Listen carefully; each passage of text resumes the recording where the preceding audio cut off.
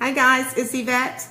It's Monday and it's time for Lunch and Learn with Yvette. As always, I'm just going to give folks a little time to get started, jump in. Didn't send out a pre-notice today, but by now, everybody should know that we are Mondays at noon. But I am going to give people a little time. Hope you guys are having a great day. I know it is Columbus Day. Hi, I see people are joining. Thank you so much. We're going to get started here very shortly. Hope you guys are actually having lunch with me. You brought your lunch. I see this is a little high today, so I'm going to just bring it down. Awesome. Great thing about Facebook Live, I mean, it's anything live, you know, you're always, hey, getting it together. As long as you can hear me, that's what's most important. Again, I'm going to just give people just a little bit time to join. Let me know if you're actually having lunch with me. It's Columbus Day, so I know a lot of my friends who work for the federal and state government are off today, so I do expect for you guys to be still joining, even though you may not be having lunch right now.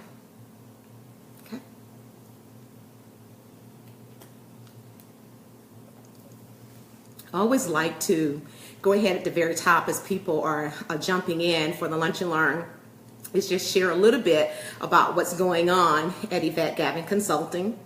Of course, for those of you who've been a part of our weekly Lunch and Learn, you know I am Yvette Gavin. I am the owner and chief strategist of Yvette Gavin Consulting, where we do training, coaching, and a lot of public speaking. With the whole goal is to encourage and to educate women. And I always like to remind people I do have male clients, but of course I do a lot of work with empowering women as well. So for the month of October, here's what we have going on. On October 19th, I will be over at the Barnes & Noble in Buckhead in Atlanta, Georgia. We're kicking off our Recalibrate book signing tour. So for those of you who've already purchased the book, Recalibrate, Navigating the Job Market with Confidence, you still going to want to come out and meet me during the book signing. Just bring your book. I'll be happy to sign the book if I haven't already. But the reason I want you to come out, because it is a great opportunity for the two of us to engage and to meet. And I really do love meeting and chatting with people. But I also have a special treat for those who join us at each one of our locations. So you can always check my timeline to see the full schedule. We'll be going throughout the city of Atlanta for the remainder of this year and then into the first part of next year. So no matter where you live, I should be hitting a spot near you. And I've also sent out a challenge. If I'm not stopping for a book signing in your area and you would like for me to, or in your city and state, then you hit us up on my website and send us a message, and we will definitely consider adding it to the tour. But like I said, I do have an announcement that I will be making later this week concerning the book tour. So I won't do it today on this Lunch and Learn, but I will be sending something out later the week, so check my all my feeds, okay, so you can catch that. But I will tell you this little bit right now. You will have to be present in order to take advantage of the offer that we will be providing during the book tour. So look out for that. The second thing I want to share with you is that on October 28th, I will be in Chicago. Hey, y'all get ready. Last October, I was there in Chicago speaking at the Faith Cast Marriage Conference and Retreat. So I'm so excited to be back. This year in October, I will be with Boss Network. I will be joining Kamika Smith, who's the founder and owner of Boss Network, along with the other 11 influencers for what we are calling Cupcake Cocktails and Conversations.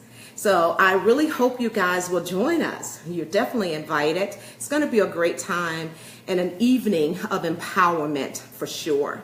I mean, the other, my cohorts, so the other 11 influencers are very powerful women. Honestly, I know it's going to be worth your time. But for those of you who stay on with me, until this lunch and learn is complete, which we only together for 30 minutes, right? Every Monday, I have something for you. Okay? But I won't make that announcement, and I won't do that until the very end, because I want to jump in while we're here today. So I see more people have joined us, so I'm going to go ahead and I'm going to get started with our talk for today. So I've been talking to you and bringing some principles from John Maxwell's book, The 15 Laws of Personal Growth. So we started off a couple weeks back talking about the law of intentionality, and we talked about that if you want to grow, you don't want it to be an accidental type thing. You want to be intentional about it, because growth doesn't just happen. Then we moved on and we start talking about the law of awareness. And we discuss about the importance of you being aware of what you want out of life and what your purpose is. And so, because you can't really get anywhere if you're not aware. In order to grow yourself, you must know yourself, right? And that's what we talked about. Today, I want to talk to you about the law of the mirror. Yeah, this is not Michael Jackson's song. This is about you as an individual, who you are, your personal goals, and why you're not there if you're not there. So the law of the mirror is what we're going to focus on over the next 10 to 15 minutes. But I want to start today's discussion off with this question to you. Are you worth it? Are you really worth it? So I'm going to read you this quote, one of my favorite ones by Dennis Waitley. And Waitley says, personal development is the belief that you are worth the effort, time, and energy needed to develop yourself. So the question I'm asking you right now, I'm not asking your spouse, I'm not asking your parents, your sister, your girlfriend, I'm not asking your kids, I'm asking you, are you worth it? Are you worth the time? Are you worth the energy? Are you worth the effort that it takes to get to where you want to be? And only you can answer that. And that's what the law of the mirror is all about. It's taking a close look at who you are. Not what someone else perceive you to be, not what someone else have tried to pigeonhole you in to be, but who do you say you are? That's key, it's critical. So one thing I have observed in my work is that regardless, I'm at this place where a lot of my childhood beliefs, of course, they started going away. And one of them had been that if a person was bold and out there, that they must be a very confident person. They must be very secure about who they are. And I can tell you, I've worked with some people who had deep voices, who could command a room. I've worked with people who were shy. I've worked with tall, big, burly guys. And I've worked with guys who weren't, with that big, huge stature. I've worked with women who have some level of great prominency in our society. But yet, I have observed in many of them, not all of them, but in many of them, a lack of self-esteem. So what I've come to know is that you can be as gorgeous as all get out and have low self-esteem. And I started questioning that. Why is it that certain people seem to propel forward? They can have some hardships, some hang-ups, some, things that have been a blockage in their lives. They didn't come from the best pedigree. And what I mean by that, in some cases, they didn't even have parents who showed love and who was raising them. But yet they prevailed and they achieved their goals and their dreams. And then there are others who just can't seem to move forward. I believe, and research actually supported, that one of the key factors of people not moving forward is a lack of self-esteem. So here's what I also know for sure. If you walk up to a person and tell them they don't have self-esteem, they'll be the first ones to tell you that they do. Because most people don't take the time to really go deep within and to listen to the voice that is deeply in them. Most people don't go deep within to take time to look at that mirror and start pulling apart these thoughts that they have. They don't question them. They just accept them as their truth. So I'm here today to encourage you to stop it. So just stop it. Don't just accept what comes to you. And I give you an example. I knew we would be talking about the law of the mirror before this weekend. It's been in my plan for the month. And so this weekend I was traveling and I ran into a young lady that I've known for some time, but we don't speak on a regular basis. And so it was really great just running into her. And so we're talking and she was sharing, what's been going on in her life since the last time we saw each other. And she is a divorcee. And so she's back on the dating scene and she's been dating now for some time. And she began to tell me a story that really broke my heart. And the story, without going into all of the details, is just basically she's accepting a relationship that doesn't validate who she is. So she's dating someone who she's very aware of that doesn't really value her, who's cheating on her. And so I posed this question to her. Why do you accept that behavior? And she just looked at me. And she said, well, what do you mean? I love him. So then my question became, do you love yourself? Because before we can love anyone, we got to know who we are. We really have to know who we are. I look at some couples that I work with and I'm like, man, if they had just stopped and taken the time to get to know themselves, they would have never chosen this person that is sitting across from me.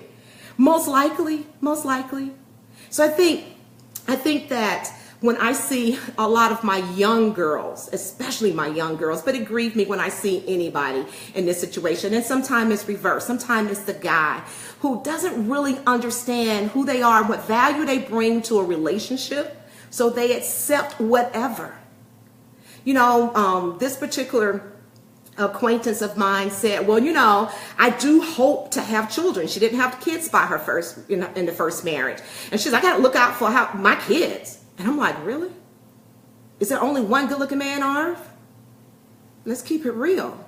Is it worth being disrespected mentally, physically, and emotionally in hopes that you would have some kids by someone who you deem attractive now and hoping that your kids would be just as attractive? Is that value? So part of what I like to do is just get people to go a little deeper by asking the leading questions. Only you can answer them. Because what I will tell you, if you do not know your value, others will not price you higher than you price yourself, period. So with that, I'm going to transition into corporate America.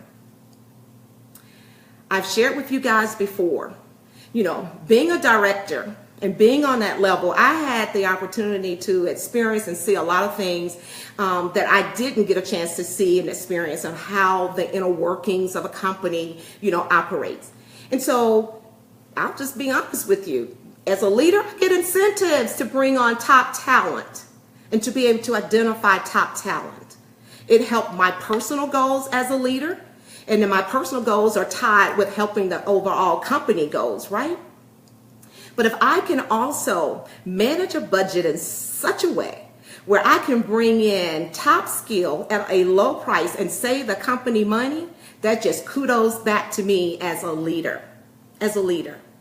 And so, I always tell, when I'm having at dinner parties and I bring up some of this stuff, I've seen people at the table get upset because they identify themselves as in a role where they know that they're underpaid and they get upset. It's like, well, you're sitting there and you're allowing it.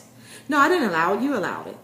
Because when someone offers you a salary, if it's beneath what you feel that then if it's beneath the value that you feel that you bring, and I'm going to repeat that. If you believe that it is beneath the value that you bring, then it's up to you to speak up and ask for what you know you're worth, or you need to turn it down. You see what I'm saying? No one is going to define that. You're going to have to know what that is within yourself. So if I have a budget where I can bring you on at $100K, and I'm interviewing you and I ask you what are your salary expectations and you say $60,000, I'm a poor leader if I said, well, you know, girl, I'm going to go ahead and give you the $100K because we had a budget. It doesn't happen like that. No, I'm going to allocate the rest of that money for something else. Maybe my team needs some new computers. Maybe my team needs some additional training. Now I just identified extra money in the budget that I can get some other things that I want, right, for my team. I also can position myself as a leader that know how to identify great talent and convince that great talent to come into the company at a lower price. No, it's not the company's responsibility. It's your responsibility to know. And so how do you get there? So I want to, this is another quote. I wrote this one down. Again, y'all know I read and look up words a lot. This one comes from John Maxwell, and he says, it's impossible to consistently behave in a manner inconsistent with how we see ourselves. So Yvette, what does that mean? So for so many people and for so long, we've all been told, fake it until you make it. Well, I don't believe in the faking it until you're making it. I believe in making it, you know, and that's the thing. So even though you may not be where you want to be, it doesn't have to be a fake it till you make it kind of thing, because if you're faking it, you're only going to be able to maintain the fakeness for so long. And eventually people will see how you see yourself. Again, we're talking about the law of the mirror. And more than anything, I want you to understand that how you're being, how people perceive you, how they treat you, is your reflection of who you are back to them. And then when somebody get it twisted or not really looking right at you, and they come to you in the wrong way, then it's your responsibility to straighten that perception out. And I'll tell you what I mean by that. So one of the things I have become very aware of as I was maturing in corporate America is that people perceive that I was a nice person. And I am a nice person. I am. But I'm not a dumb person. I'm not, my niceness, I don't mean that I'm not smart. It doesn't mean that I'm naive because I'm nice. And so what I became aware of is that there were people in the environment that I was working in at that time who perceived my kindness, my niceness, the ability to be respectful to people who were not kind back to me as a sign of weakness. Now, what I'm not is weak. And so I'm strong.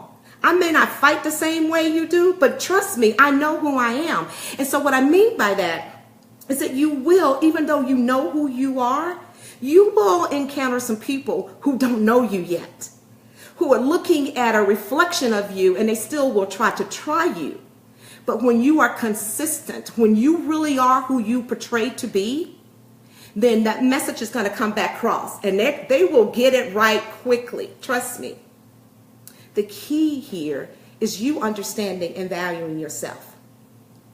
So when we look at, and I'll go back because I know I see some new people joining in.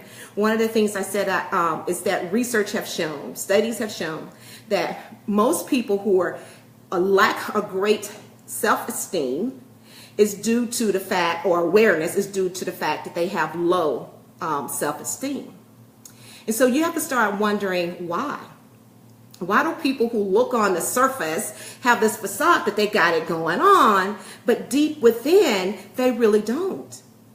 Why is that? What causes low self-esteem? A lot of studies indicate that it goes back to one's childhood. It goes back to the voices that they heard when they were young. But I'm at a place in life, I understand everybody, we all come from different backgrounds. I get that. But what I also know is that none of us have to be prison of the background. We don't have to be held captive because of who parent us or didn't parent us. We don't have to stay captive because who didn't know how to love us, who didn't know how to respect us. We don't have to stay captive because we made some bad mistakes and we made some poor choices early on in life. You know, I've worked with some ladies who made some choices, various choices. They had an abortion or they had kids out of wedlock, and then they start beating themselves up, and then they limit themselves, have great potential, like really smart sisters, really gifted, but they limit themselves because of their past mistakes or because of what they didn't have when they were growing up. And so I'm here, if no one else ever, if you don't get anything out of what I say in this Lunch and Learn today, hear this. At some point, you have to take responsibility. You know, and even when things happen to you as a child, now you're an adult. You can make decisions for yourself. I love this old country song. I don't even know the actual name of it, but I wrote it down in my high school graduation book. And I say it to myself over and over and over when things start happening in my life and they begin to challenge me. And it goes like this. Mama may have and Papa may have, but God blesses a child that has his own. And so regardless of whatever happened to you as a child, you know, I've heard people say that they don't have anything because their daddy didn't buy them this. They didn't have the wedding they wanted because their daddy didn't give them the money. Well, child, I paid for my own wedding. Okay, my husband and I, we put our own money into our own wedding. I didn't go and ask my father to pay for a wedding. What I'm saying is that I realized the only thing that capped my potential is me. It's me. It's how I see myself. If I don't have something that I desire to have, then I work toward it. I don't wait for somebody else to bring it to me. So, you know, for those of you who had childhoods that were less desirable, I just want to encourage you as an adult to turn it around. Your life is not doomed because someone else didn't know how to love you. It starts with you loving yourself and understanding how to value yourself. Are you guys with me? Hey, thank you so much. I have this message here. It says, you are speaking complete truth. Thank you so much. And guys, share this message with any person you think can benefit from it. Almost all of us probably know at least one person that could benefit from greater self-esteem and taking that time to take a deeper look into themselves. So now I want to just give you some little tips. You know, I always like to empower you with something, not just give a lot of words and, you know what I mean, a lot of rhetoric, but I like to actually give you something practical that you could step away with and start applying these tools. And that's how I refer to them as tools. So when we're looking at growing your self-image, the first thing I want you to start focusing on is what we refer to as self-talk. When you are alone, what do you say to yourself? What are you hearing right now in your voice? Well, I'm sorry. What are you hearing? What is your voice telling you right now in your head? I can tell you some of the things that I've heard along the way in self-talk. You're not tall enough. Your voice doesn't project well enough. You just, girl, you know, you look okay, but you ain't all that. You ain't all that yet, you know, so you ain't really that cute to be out there on the scene. Self-talk. Yvette, you grew up in a little small country town, girl. You have big dreams. You can't achieve those things. Your father has a high school education. For a fact, he didn't even complete high school. So how are you going to go out there and do something? How you going to live in $1 million house, Yvette? Keep driving by those neighborhoods, Yvette. But how are you going to do that? These are just a few. I mean, there are thousands of others, right? Self-talk. I give those as examples.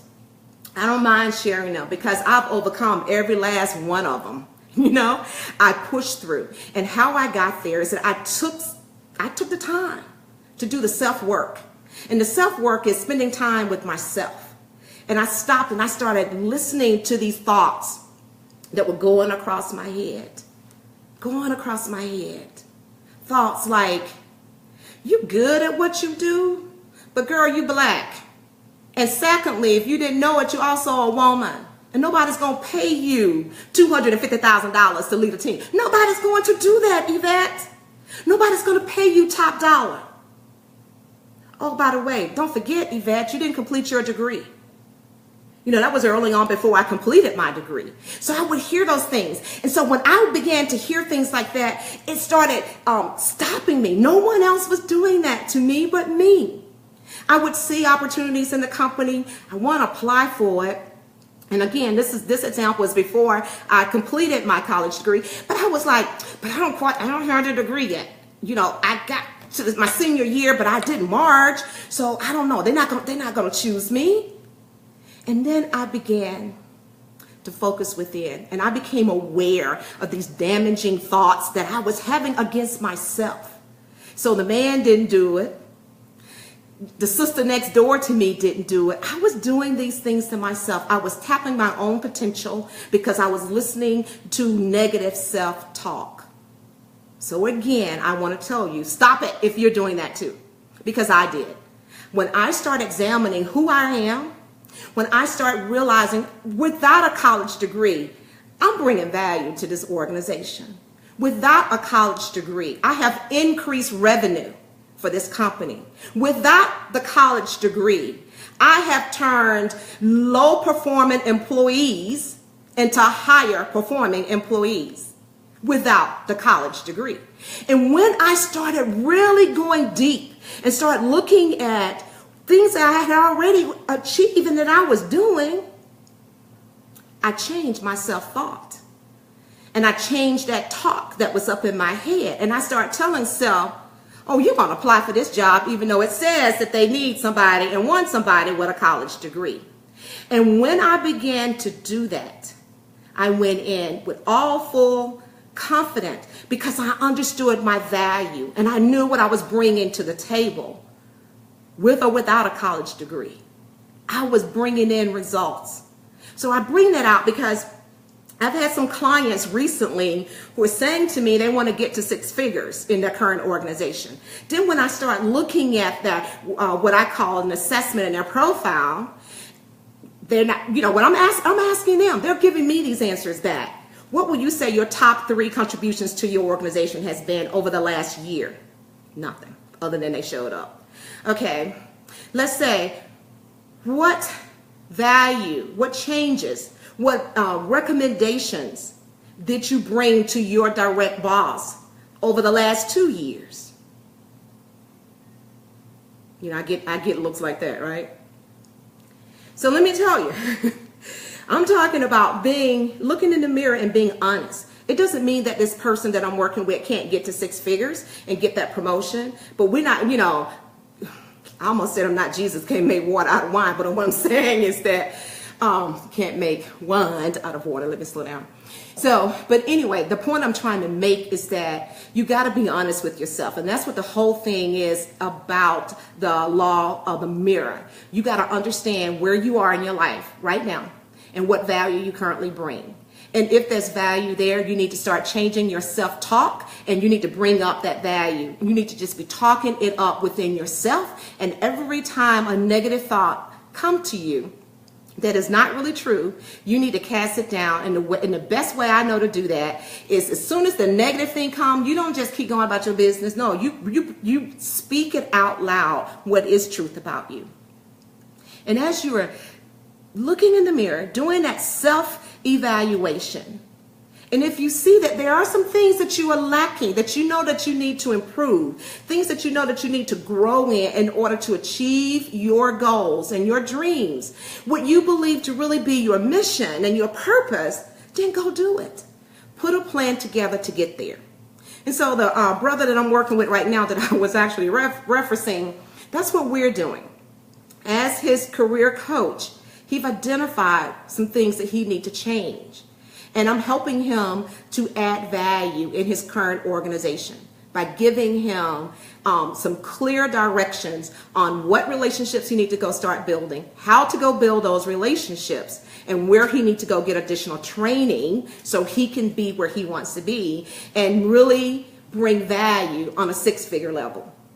So what I learned in my life in navigating my own career is that once I realized my value, then I started articulating that value.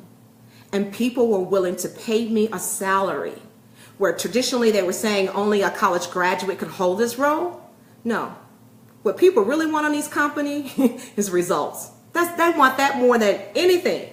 Because you can have the degree and whatever else they may be asking and, and the little list of, requirements for a role.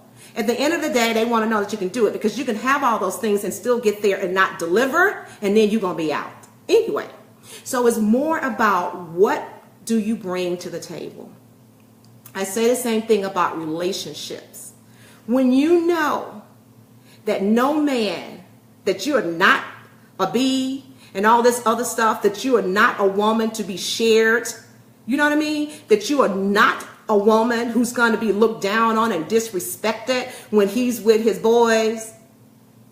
When you realize that is not who you are, then you don't tolerate it one single second. And fortunate for me, and I guess because I was always, my calling is to do just this, so I had to start. God started with me early in my life. This self-awareness came about. And I distinctly remember back in, I started college in 1979, so it was somewhere in the early 80s. I was dating a guy, Morehouse student. And, on my campus, it was a big deal to have a Morehouse man. I ain't gonna lie. That's how it was back in the day. I don't know what it is over there on the campus now. And he also played football, so he was the star linebacker. So I felt like I was like Miss It on campus, right? I was over there on Clark, and I'm dating this hunk over at Morehouse.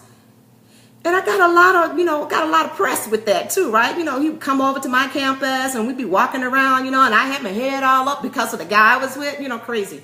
But the truth is this. I go to his place unexpectedly, and he's there with someone else. The sad thing about the whole thing is that because I'm supposed to be like the girl, right? So I'm the girl that he go out with and show to other people. Here's the sad part. Yeah, it was sad that he was cheating on me, but I didn't. Once I knew, I was gone. But here's the sad part why I bring this up. I knock on the apartment door. He tells the girl, what I learned later, to go get in the closet, and she did it. And so when I realize that I hear something, and then I go and investigate, there's a girl standing in the stupid closet, and I'm like, yeah, I'm a little shocked because I'm supposed to be like the girlfriend, and I wasn't aware that was going on. But the worst thing is that this lady, this girl, be so little in herself that she would stand to be the side chick, that she would stand to be the woman who's pushed into a closet because the main squeeze girlfriend is at the door. Sisters, don't take that. That is abusive behavior. And the only person that will accept being number two in any man's life that's supposed to be like the husband or their main boyfriend is someone who has low self-esteem. And what I mean about, for me, even at that young age, even knowing that, okay, people are going to know on campus, I didn't care. The man was disrespecting me. So I didn't care at that point who else knew. For a fact, I started telling people myself, I'm like, we're not dating no more. He's a cheater. He don't know how to be faithful. And so what I'm saying is that when you understand who you are, you don't allow yourself to even stay in relationships that don't validate you when they're friendships. When they're like your girlfriend or your boyfriend. I don't mean like boyfriend, like significant other, but I'm just saying like your male friend.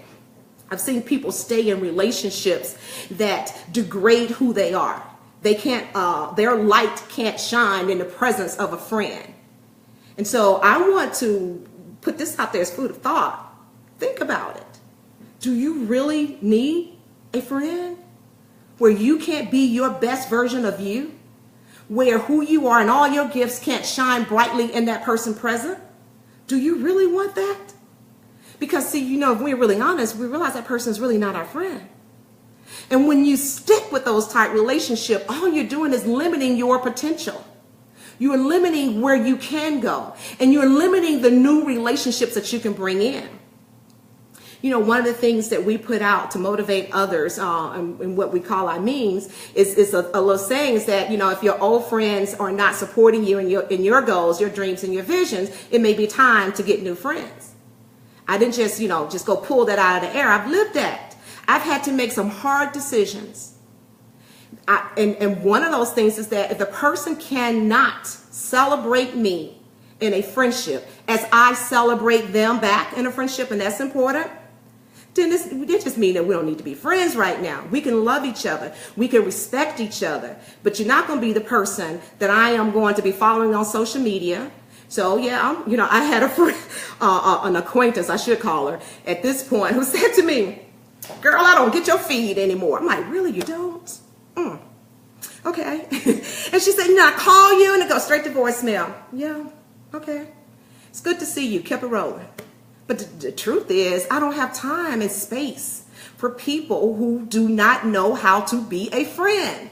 After I've given it some effort, you know, I don't just go cut people off the back, but I give it some effort, but there's only so much effort I'm willing to put in. And, you know, once I see a person have shown me who they are, if being in my presence hurts someone else, and what I mean by that, if the girlfriend or the guy friend that I've established, if me being all of who I am, a person who has a gift for storytelling, a person who loves to talk, a person who can walk in a room and demand that room, if that makes you feel smaller, then we probably shouldn't be friends. Because what I decided is that I could not and would not, because I did go through a process where I was willing to do it, and I realized, but I'm killing myself. You know, even the Bible says, who puts a lamp under a bed? And that's where I get the phrase that I use so frequently. If my light cannot shine brightly in your presence as your friend, then perhaps we need to respectfully go in a different direction. We don't need to be in the same circle because we choose our friends. Okay, I know it's time to sort of end our lunch and learn, but I'm going to quickly go over the last 2 points, steps to build your self-esteem as you're taking time to take a look at yourself. The second one is stop comparing yourself to other people. That is critical. I didn't say this, but I know it by heart because when first time I heard it years ago, my sister LaWanda said this to me, and I thought it was brilliant. And now I've seen it several other places. And it goes like this. You never win when you compare yourself, because one or two things will happen when you compare yourself to someone else. You're going to perceive yourself to be in a better position and a better place than the person. And then if you do that, the spirit of pride can come in. And pride typically takes us to a place of no return. So you don't want to be walking around here too prideful. There's a difference, and I'll talk about that in another Lunch and Learn, between having pride and confidence. Okay? And so the second reason why you don't want to compare yourself to someone, because when you do the comparison, and if it's on the other end of the spectrum, and you perceive that that person is higher than you, they've achieved their goals, they married now, and you've been wanting to be married, you know. Now they're having kids, and you haven't even gotten a husband, or you haven't even found the wife. Or now they've moved into their second house, and they're in a bigger house, and you and your man are still in the same house that you started in. Oh my gosh, girlfriend got a promotion. I actually had this happen to me. I had a girlfriend who, I promise you, people call us ride and die, and we were tight. I mean, we spent Thanksgiving dinners together. I've entertained her in my home. My entire family knew her, and she was unemployed. I had an opportunity to vouch for her. She wasn't on my team, but she came to the company, and at the time that she took the job, she and I were on the same level. Same type position, just working in, you know, on two different teams, and we were in IT, but same title. I got a promotion into leadership. You would have thought I had killed her because I got a promotion. I worked for it. I asked for it. I worked for it, and I asked for it. Two key things, right? And I'm talking to her all while I'm going through all this. But I got the promotion, and she didn't.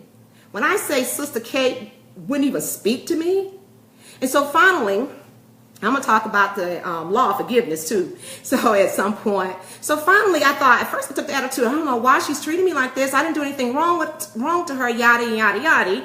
And then I just hear my spirit, humble yourself and go have a talk.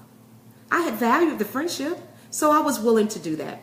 So I invited her out to lunch. She reluctantly accepted. We go out to lunch. I asked her, I said, you know, I just seemed like there's been like a wedge between us, and I just want to understand what I have done, because I have the feeling that I've done something to you, and whatever it is, girl, I just want to ask you for forgiveness, but I want to know what it is so I can really be honest about asking for forgiveness. And I never will forget this as long as I live, because it was a valuable lesson to me about relationships, especially friendships.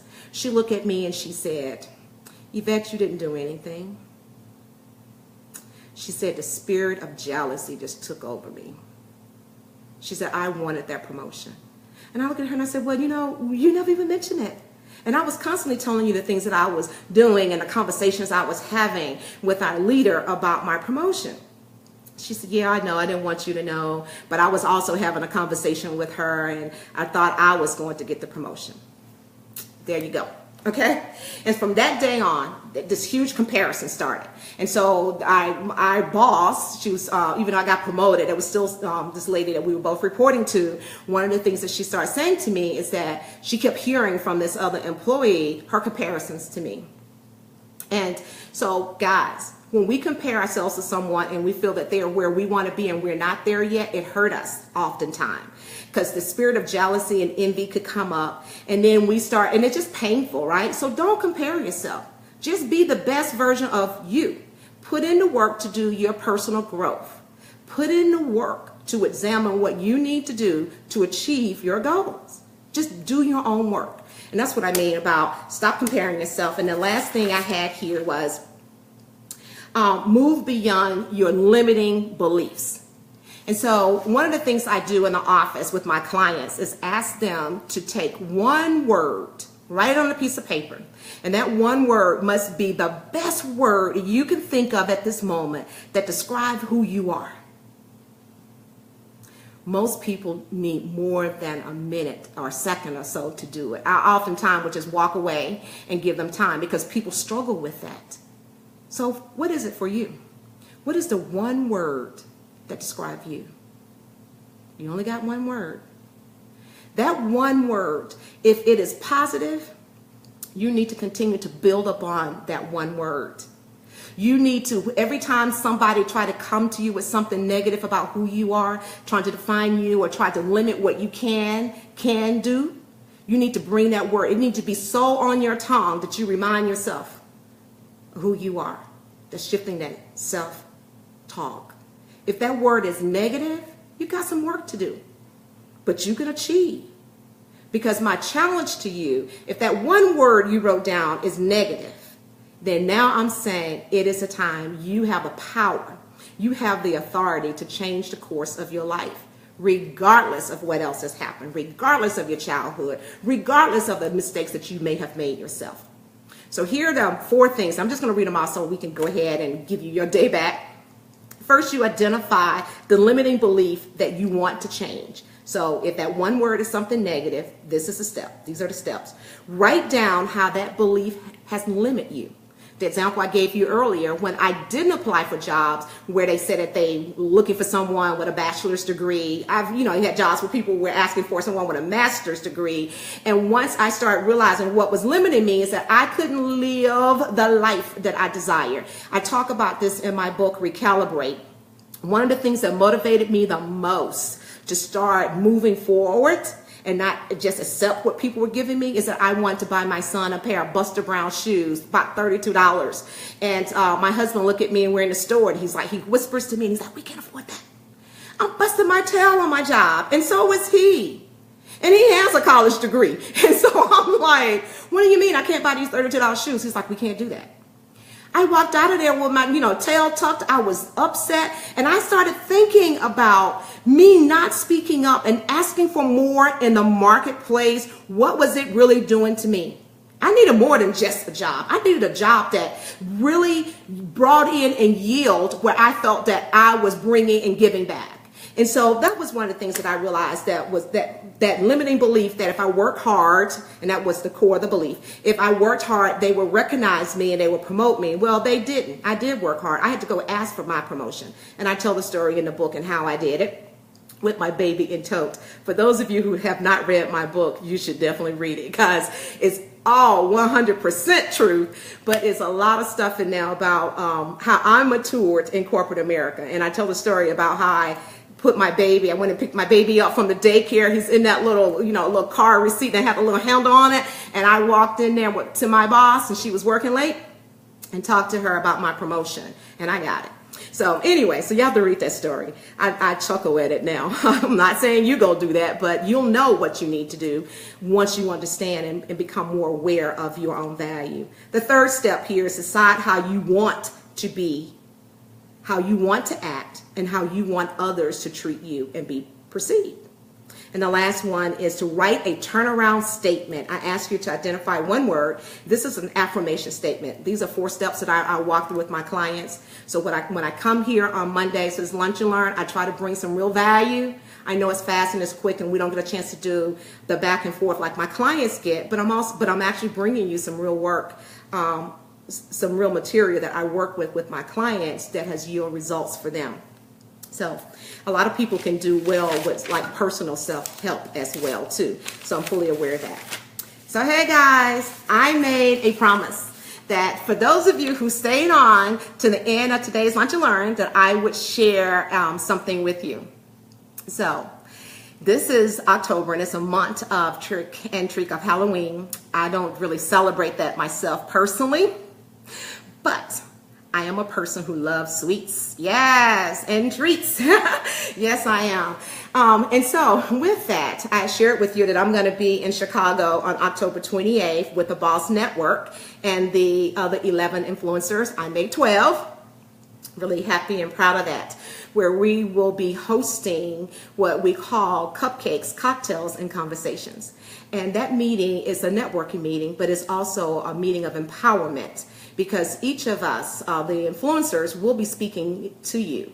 And we're going to do it like in, I know TED Talk is a brand, so it's not TED Talks, but they're like TED Talks from a format perspective.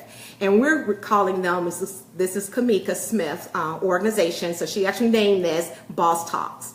Hey, I like that. I hope you guys like that. So we will be doing Boss Talks. So what I would like to offer to my followers, those of you who are committed to learning and growing, who are coming in every Monday on your lunch at noon and joining me for Lunch and Learns, I want to offer you a ticket to the event in Chicago. Now, it's not your fare to Chicago, but it's definitely your cost to attend the event. You'll get a chance to hear from 12 powerful women. Kamika herself will be there. She has a wealth of knowledge that I know she will be sharing as well. You also get an opportunity to be up close and personable with each of us. We're going to stay there beyond our time on the platform. We're going to be touching and agreeing with a lot of you and encouraging you one-on-one. So if you live in the Chicago area, and I know many of you do join me from Chicago, here's how you get the ticket. So, and I actually have more than one, but I'm not going to say how many. But I will announce the winner later this week, right? I'll make the announcement no later than Friday, who actually won. But once we pull the winner, I will contact you directly. So go out to my website, YvetteGavin.com. Send me, and go to our contact page, send me an email, and all I'm asking you to say is, Yvette, I would love to join you at the Cupcake, Cocktails, and Conversation Boss Network event on October 29th. And then we'll do a drawing here in the office. I may video it so y'all can know. Well, I hope y'all know I'm a woman of integrity, so I probably won't do that. But the bottom line is I will make sure that the tickets are giving out. So it's very simple, right? All I'm asking you is to just take the time and make the effort to go out to my website and send us a note through our contact page. Now, I'll share this little tidbit. I did that. An organization that I am a member of had some tickets to a major event here in Atlanta back in the spring. I wanted to go. My girlfriend had mentioned the event to me. I was not aware of it, but when she mentioned it to me, I went out and I looked at it and I was like, man, this is some heavy hitters going to be at this event. I need to be there. Yvette Gavin Consulting need to be there. And then I went and I looked at the ticket fare. And I was like, ooh, this is a really expensive event. I mean, I think the lowest admission was like $600 and some, and then it went up. And so you can only see so much, at each tier. But I desired to go, and I'm one of those women who don't just give up easy when she wants something.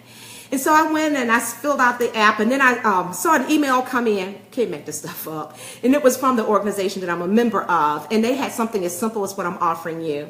They just simply said, we have some tickets. We have a sponsor, and it's the same thing has happened here. I have a sponsor who offered these tickets, who paid for them, and said, Yvette, you do what you will with them. They're yours. And so what I will to do is to share them with you.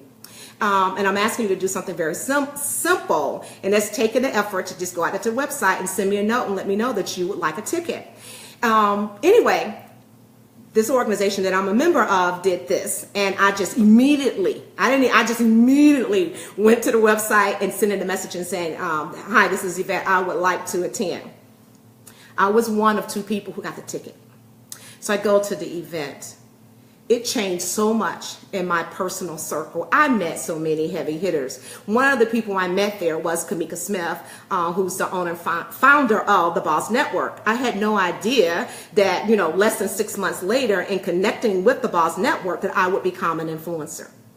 And I've had an opportunity to do and speak on some stages that I wouldn't have had avenue to, and to blog for Black Enterprise. I mean, it's just a huge thing. So you just never know what may be waiting for you in Chicago. Hey guys, again, this is Yvette Gavin with Lunch and Learns on Monday. I want to thank each of you for joining, and I look forward to seeing you next week. And don't forget to share if you feel this information would be valuable to someone that you know and care about. Ciao.